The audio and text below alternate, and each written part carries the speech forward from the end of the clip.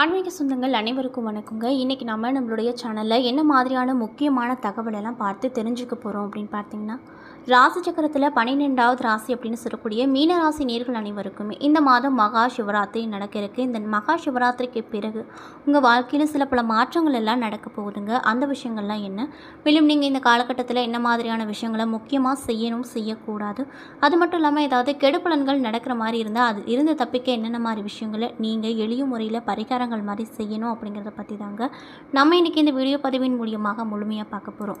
இந்த பதிவில் சொல்லப்படக்கூடிய அனைத்து விதமான தகவலுமே உங்களுக்கு பயன் தரக்கூடிய விஷயங்களாக தான் இருக்கக்கூடுங்க.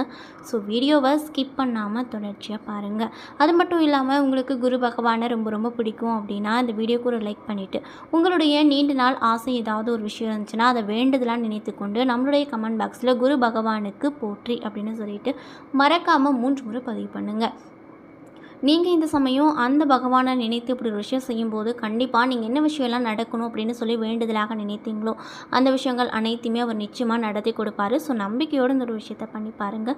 மேலும் இது போன்ற ஆன்மீக தகவல்கள் அனைத்தையும் உடனடியாக பார்த்து தெரிஞ்சுக்கணும் அப்படின்னு நீங்கள் ஆசைப்பட்டால் நம்மளுடைய முருகன் ஆஸ்ட்ரோ சேனலை மறக்காமல் சப்ஸ்கிரைப் பண்ணிவிட்டு கீழே இருக்கும் பெல்லைக்கானையும் மறக்காமல் கிளிக் பண்ணுங்கள். அப்போ தான் நம்ம சேனலில் போடுற ஒவ்வொரு வீடியோவுமே நோட்டிஃபிகேஷனாக உங்களிடம் வந்து சேருங்க. ஸோ இப்போ வாங்க நம்ம வீடியோக்குள்ளே போகலாம். மீன ராசியில் புரட்டாதி 3ஆம் பாதம், உத்திரட்டாதி, ரேவதி ஆகிய 3 நட்சத்திரங்களும் வெவ்வேறான அம்சங்களையும் கதிர்வீச்சுகளையும் கொண்ட வகையில் அமைந்திருப்பதால் உங்கள் வாழ்க்கையில் பல நேரங்களில் பல கோணங்களாக இருக்கக்கூடிய ஒரு காட்சி அப்படிங்கிறது உங்களுக்கு தோன்றும் அப்படின்னு சொல்கிறாங்க. மேலும் அடிக்கடி சிறுபிள்ளைத்தனமாக ஏதேனும் செய்துவிட்டு சிக்கலில் மாட்டிக்கொள்வீங்க.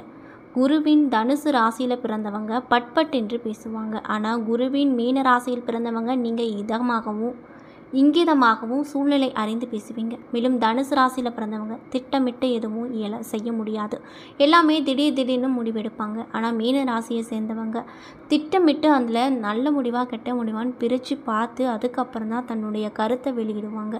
அது மட்டும் இல்லாமல் தனக்காரகன் அப்படின்னு சொல்லக்கூடிய குருவின் ராசியில் நீங்கள் பிறந்திருப்பதால் உங்களுக்கு என்ன விதமான சிறப்பான பலனை கிடைக்குன்னு பார்த்தீங்கன்னா, பணத்தை விட மானதான் பெரிது அப்படின்னு நீங்கள் நினைப்பீங்க. யாராவது உங்களை அவமானப்படுத்திட்டாங்க அப்படின்னா வாழ்க்கை முழுவதுமே அவர்களிடம் பேச்சுவார்த்தை அப்படிங்கிறத வைத்துக்கொள்ளவே மாட்டீங்க, ஒதுங்கியே வைப்பீங்க, அவரையும் ஒதுக்கியே வைப்பீங்க.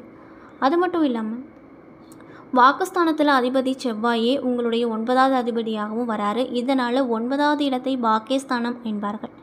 எனவே இதனால் வாக்கு வன்மையால் நிறைய விதமான விஷயம் உங்கள் வாழ்க்கையில் நடக்கும். அந்த விஷயங்கள் கூட நன்மை தரக்கூடிய ஒரு அற்புதமான விஷயமாக தான் இருக்கக்கூடும். மேலும் பூர்வ புண்ணிய ஸ்தானம் எனப்படும் 5வது இடத்திற்கு அதிபதியாக சந்திரன் வராரு. மேலும் உங்களுக்கு குழந்தை பிறந்தவுடனே சட்டென்று வாழ்க்கை தரம் மேம்படும். உங்களின் பலர் நீண்ட தூரம் பயணம் செய்ய வேலைக்கு செல்வாங்க. மேலும் 8க்கு உரியவன் சுக்கிரன் என்பதால் திடீர் பயணங்கள் மேற்கொள்வதில் உங்களுக்கு ஆர்வம் அதிகமாக இருக்கும். ஆயுள் காரகன் அப்படின்னு சொல்லக்கூடிய சனி துலாம் ராசியில் உச்சம் அடைவதால் நீண்ட ஆயுள் உங்களுக்கு கிடைக்கும். மேலும் 9வது இடமான பாக்கியஸ்தானத்தில் அதிபதியாக செவ்வாய் உங்கள் ராசிக்கு வருவதால் தந்தை மூலதனமாக கொண்டு முன்னேற்ற பாதையை நீங்கள் மேற்கொள்வீங்க. அப்பாவை பின்பற்றினாலும் வித்தியாசமான முயற்சியை செய்து அதில் வெற்றியும் பார்ப்பீங்க. மேலும் தந்தைக்கு நம்மிடம் இன்னும் கொஞ்சம் அக்கறை இருந்தால் நன்றாக இருக்குமே என்று அவ்வப்பொழுது நினைத்து இயங்குவீங்க. மேலும் கடல், நீர், அதை சார்ந்த பகுதிகளுமே மீன ராசியை குறிக்கக்கூடியதாக பார்க்கப்படுதுங்க. மேலும் உலகில் ஆதாரம் நீர்தான், உலகில் முதல் உயிரும் மீன்தான். கடல், ஆறு, நதி என்று எல்லாவற்றிற்கும் அடிப்படையில் நீர் தான் இருக்குது. மேலும் நீர் பறவையில் இருக்கும் பரப்புக்கேற்ப வெவ்வேறு பெயர்கள் இருக்கும் அப்படின்னு சொல்கிறாங்க. இப்படிப்பட்ட மீனராசி அன்பர்களுக்கு இந்த மகா சிவராத்திரிக்கு பிறகு அவங்க வாழ்க்கையில் நிறைய விதமான மாற்றங்கள் ஏற்பட போகுது. அந்த விஷயங்கள்லாம் என்ன அப்படிங்கிறத பற்றி தொடர்ச்சியாக இந்த வீடியோவில் பார்க்கலாம். ஸோ வீடியோவை ஸ்கிப் பண்ணாமல் பாருங்கள். மேலும் மீன ராசி நேர்கள் யாராவது இந்த பதிவை பார்த்துட்ருக்கீங்க அப்படின்னா, நான் சொன்ன விஷயம்லாம் உங்களுக்கு கரெக்டாக இருந்துச்சு அப்படின்னா நம்மளுடைய கமெண்ட் பாக்ஸில் எஸ் அப்படின்னு சொல்லி மறக்காமல் பதிவிடுங்க. மேலும் மீன ராசி நேர்கள் யாராவது உங்களுக்கு தெரிஞ்சவங்களாக இருந்தால் அவங்களுக்கும் மறக்காமல் இந்த வீடியோவை ஷேர் பண்ணிவிடுங்க. ஸோ இப்போ வாங்க நம்ம வீடியோக்குள்ளே போய் முழுமையாக பார்த்து தெரிஞ்சுக்கலாம். மீன ராசியில் புரட்டாதி 4ஆம் பாதம், உத்திரட்டாதி, ரேவதி என 3 நட்சத்திரங்கள் இருக்குது.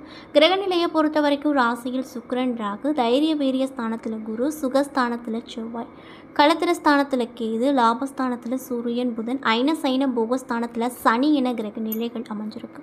மேலும் கிரக மாற்றங்களானது 5/2/2025 அன்று லாபஸ்தானத்தில் இருந்து புதன் பகவான் அயன சயன போகஸ்தானத்திற்கு மாறியிருக்காரு.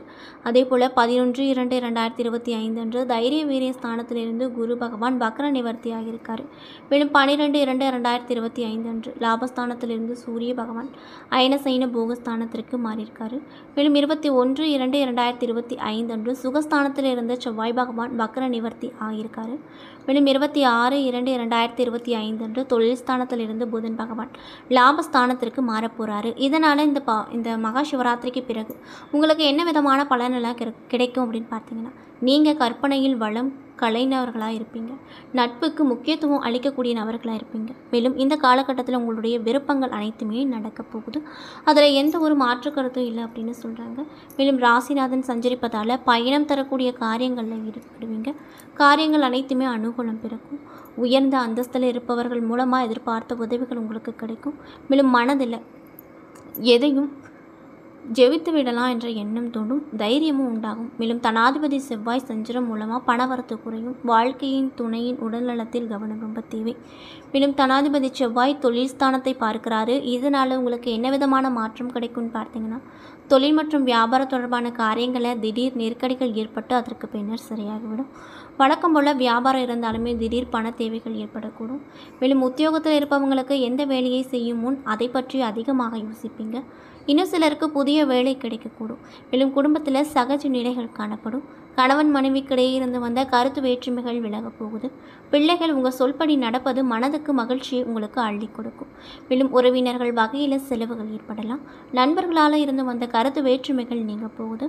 பெண்களுக்கு காரியங்கள் அனைத்திலுமே அனுகூலம் உண்டாகும். எதிர்பார்த்த உதவிகள் தக்க சமயத்தில் கேட்காமலே கிடைக்கும். மேலும் திடீர் பண தேவைகள் உண்டாகக்கூடுங்க. அதே போல் பழைய வாக்குகள் வசூல் செய்வதில் மெத்தமான போக்கு காணப்படும். எந்த ஒரு வேலையும் அலைந்து செய்து முடிக்க வேண்டிய நிலை உண்டாகும். எந்த ஒரு முடிவையும் எடுக்கும்போது ஒரு முறைக்கு பல முறை யோசிப்பது ரொம்ப நல்லதுங்க. மேலும் மற்றவர்களிடம் பகைமை பாராட்டுவதை தவிர்ப்பது நல்லது. மாணவர்களுக்கு தொழிற்கல்வி கற்பதில் ஆர்வம் அதிகரிக்கும். மேலும் திட்டமிட்டு படிப்பதால் எதிர்காலத்திற்கு உங்களுக்கு உதவிகரமாக நிறைய மாறி விஷயங்கள் நடக்கப் போகுது.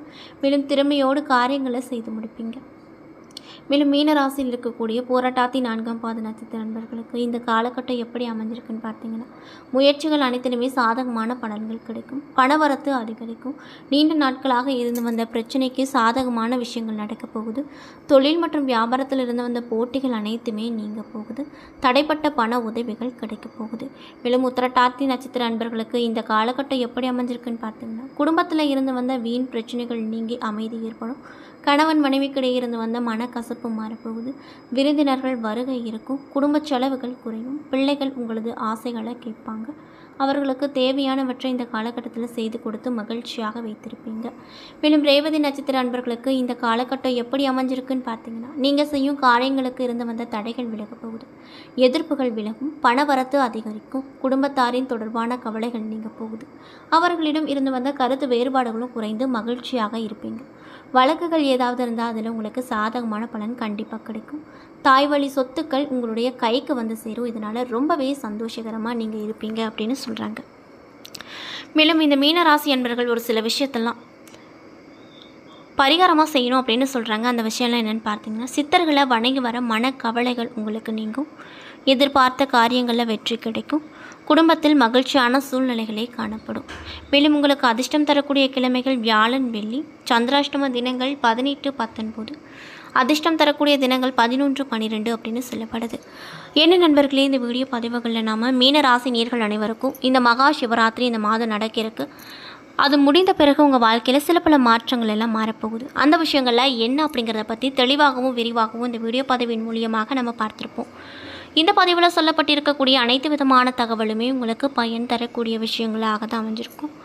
ஸோ வீடியோ பிடிச்சிருந்தால் லைக் பண்ணுங்கள், ஷேர் பண்ணுங்கள். அது மட்டும் இல்லாமல் உங்களுக்கு குரு பகவானை ரொம்ப ரொம்ப பிடிக்கும் அப்படின்னா இந்த வீடியோக்கு ஒரு லைக் பண்ணிவிட்டு உங்களுடைய ஆழ் மனதில் நீண்ட நாள் நிறைவேறாத விஷயம் ஏதாவது இருந்தால் அதை வேண்டதெல்லாம் நினைத்து கொண்டு நம்மளுடைய கமெண்ட் பாக்ஸில் குரு பகவானுக்கு போற்றே அப்படின்னு சொல்லிட்டு மறக்காமல் 3 முறை பதிவு பண்ணுங்கள். மேலும் இது போன்ற ஆன்மீக தகவல்கள் அனைத்தையும் நீங்கள் உடனடியாக பார்த்து தெரிஞ்சுக்கணும் அப்படின்னு ஆசைப்பட்டால் நம்மளுடைய முருகன் ஆஸ்ட்ரோ சேனலை மறக்காமல் சப்ஸ்கிரைப் பண்ணிவிட்டு கீழே இருக்கும் பெல் ஐக்கானையும் மறக்காமல் கிளிக் பண்ணுங்கள். அப்போ தான் நம்ம சேனலில் போடுற ஒவ்வொரு வீடியோவுமே நோட்டிஃபிகேஷனாக உங்களிடம் வந்து சேரும். நன்றி.